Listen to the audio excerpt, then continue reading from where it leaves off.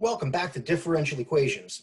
This is part 3 of our lecture on applications of first-order ODEs. In this part, we're going to take a look at a special type of flow problem, building off of part 2, when we introduce mixing problems. The flow we'll be looking at is heat flow. So for those of you going into engineering, those you eventually may be taking a course on thermodynamics, this part will be particularly relevant. We're going to get to something called Newton's law of cooling as our underlying mathematical model.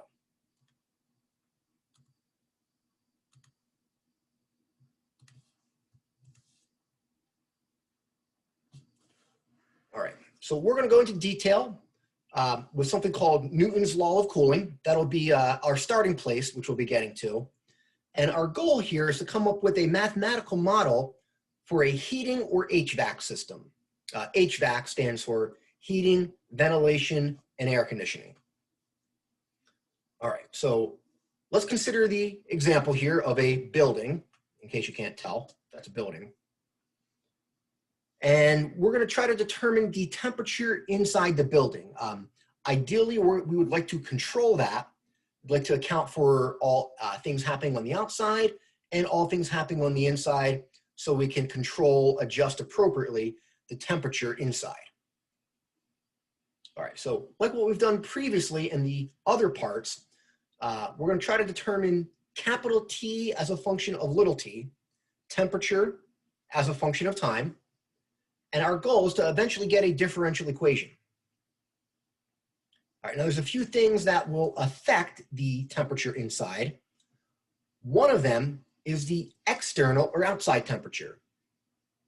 All right, we're going to denote that by T, and then as a subscript, EXT for external. That could be a function of time. It could be changing over time. And your exterior or outside temperature, that does have an effect on the inside temperature. If it's really hot outside, that's going to cause the inside of the building to heat up. And likewise, if it's really cold outside, that's going to cause the temperature inside to decrease with heat flowing outwards. All right, other quantities that might affect the temperature inside a building, we're going to denote as R sub 1 and R sub 2, could be rates of byproduct heating. Maybe inside the building, there's some sort of factory process running, and in the process of producing objects or materials, there's heat put out.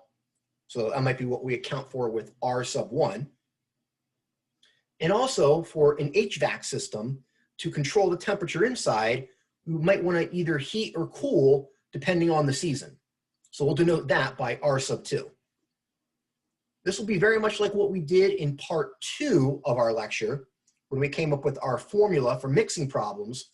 We're going to basically construct a formula relevant for all heat flow problems, I'll say.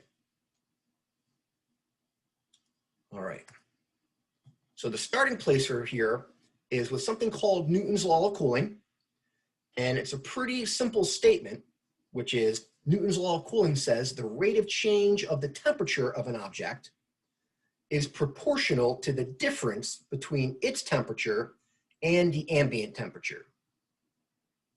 Now, before we advance to any formulas, what this is basically saying is in order for there to be a temperature change, there has to be what might be called a gradient, a difference between values on the inside and outside.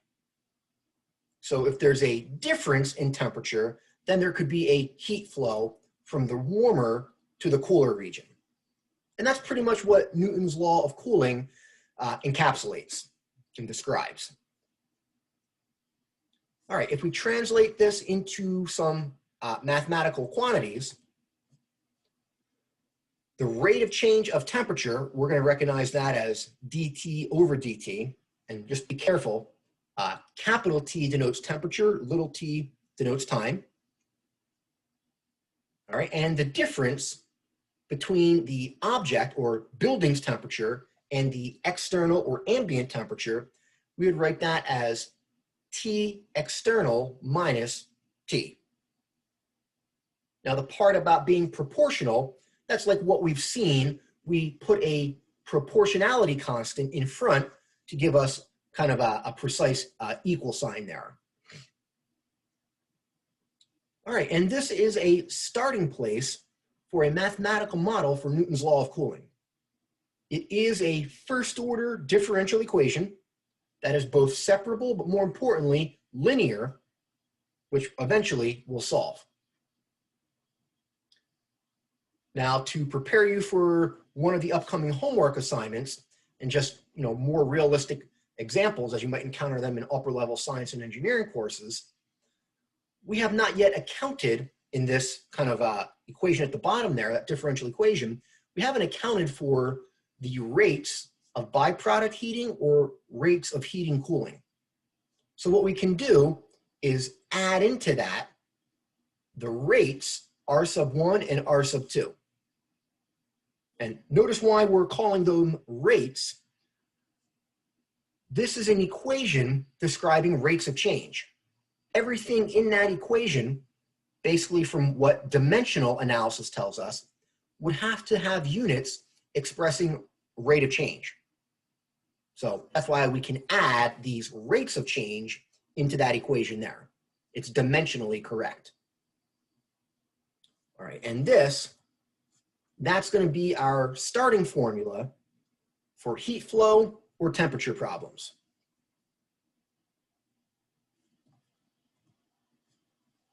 All right, now again, there's a lot of symbols and quantities here, but this can be easily expressed in linear form. Our independent variable is now T, which that'll be the case for most application problems, but our function variable is now capital T for temperature. Now, rewriting is an important skill which we've been emphasizing in some of the homework assignments. So pause here and see if you can rewrite this in linear form. Have your derivative and function term on the same side. Have the derivative of T as well as T, capital T, all on the same side. Pause and give yourself maybe a minute for that.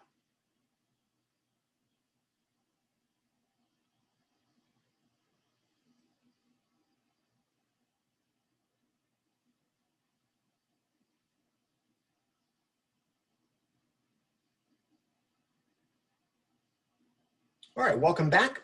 So first thing we can do is distribute the proportionality constant K through the brackets.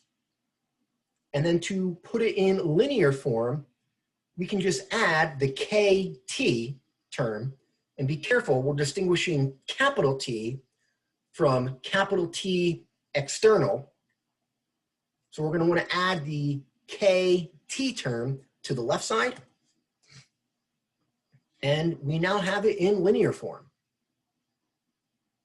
Now, again, despite this looking complicated, in a typical problem, the external temperature as well as the rates for R1 and R2 of T would be given. All we need to identify from here is our P of T, which the quantity multiplying your function. What's multiplying T here? K. That'd be P of T. Integrate that. You get as your integrating factor mu equals e to the KT. All right, and that should be pretty straightforward to solve from there. Again, don't let the different variables or symbols confuse you. Make sure you can see abstractly the structure for what we're calling linear form. All right, when you're ready, let's get to an example. All right, now again, just to prepare you for what might come after our course, a realistic model, which will not be in example 3 for us, will be maybe realistically modeling the external temperature as something that oscillates. Right, now, we know through the course of a day, the temperature is going to kind of increase and decrease over a 24-hour period. So we might model the external or outside temperature by some sort of trig function, like what we have here. So there's a few things here. In front of the cosine term would be the amplitude, which we're denoting by A. we have the frequency or period, depending on how you want to describe it. And then the other quantity, T sub 0, that would be a vertical shift. So basically we have an oscillation around that central temperature, T sub 0. It can increase to T sub 0 plus A or decrease to the minimum, T sub 0 minus A. All right, we're going to see that in one of the later examples in an upcoming homework assignment. Let's get to a simpler example 3 to hopefully get you to see what might seem very different now with Newton's law of cooling and this heat flow equation, how it's actually really simple if you recognize it in linear form.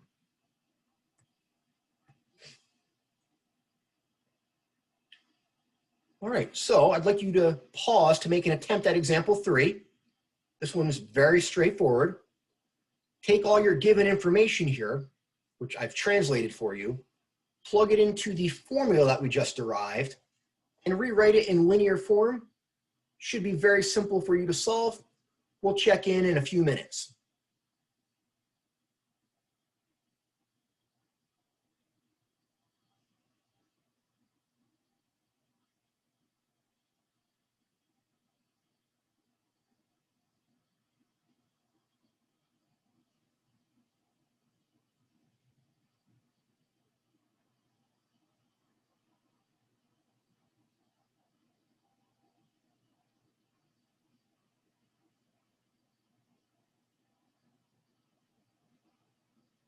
All right, welcome back. So let's start by plugging these into our starting formula.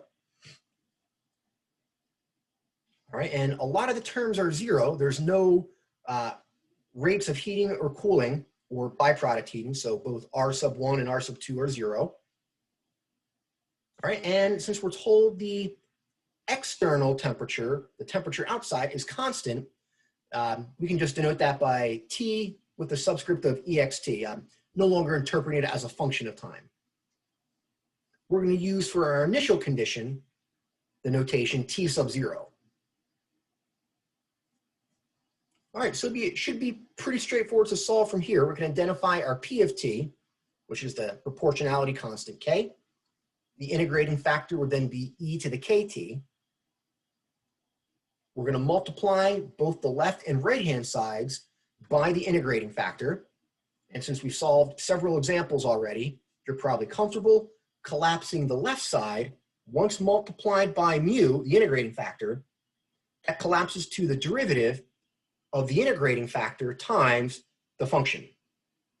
So that left side becomes the derivative of e to the KT times t. All right, I'm pretty confident you know what to do from here. Undo the derivative by integrating, integrate both sides, and just be careful with your constants that appear throughout here, which is why I like to give these somewhat algebraically tedious examples just to make sure all your constants correctly line up. That way, as those of you going on to be engineers, don't collapse bridges, don't miss your constants. All right, and if you integrate that right-hand side, use a U substitution if needed, or as mentioned in part 2, for my Calc 2 course, what we might call the 1 over A shortcut. And you can see here that those proportionality constants, K, cancel out on the right-hand side since we're multiplying. And if you divide by your integrating factor, e to the KT, you get a very nice, simple-looking explicit solution for the temperature as a function of time.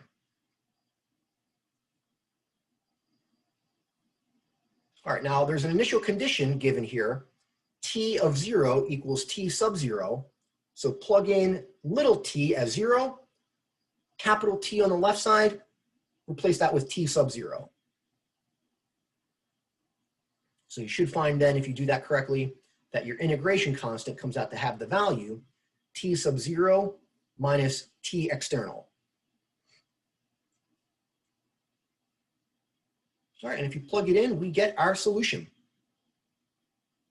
I hope at this point you feel like linear ODEs are very straightforward to solve. Some of the difficulties, as you recently encountered in a previous homework assignment, might just be rewriting the differential equation first in this form, in linear form, and then it's simple to solve from there. All right, so let's just give a follow-up to build off of this to kind of prepare you for where you might be going in your science and engineering courses after this. There's two cases here depending on the initial temperature inside the building, T sub 0, and the external temperature. All right, the first case is if the initial temperature inside the building is greater than the external temperature. Now, if the inside of the building is greater, that means the inside temperature is going to cool to the outside temperature. So heat's going to flow from inside the building outwards. The temperature inside decreases to equilibrium. All right, the other possibility is if the inside initial temperature of the building is less than the external temperature. That means the outside is hotter and the building temperature is going to raise to the outside temperature. Heat's going to flow from the outside into the building in this example. Now, you might already expect that physically, but if you were to use these values, your solution above mathematically would correctly represent, at least graphically, what we expect to happen. So in the two graphs here, I have for those two cases what the solution, t as a function of little t, would look like if we were to graph it as a function of time.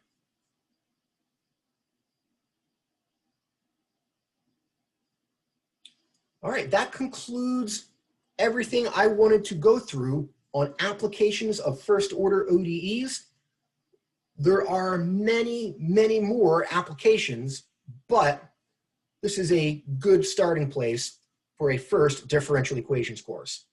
If you continue into higher level science, engineering, and mathematics courses, specifically applied mathematics, you might be taking a look at more complicated application problems, but we'll save that for later.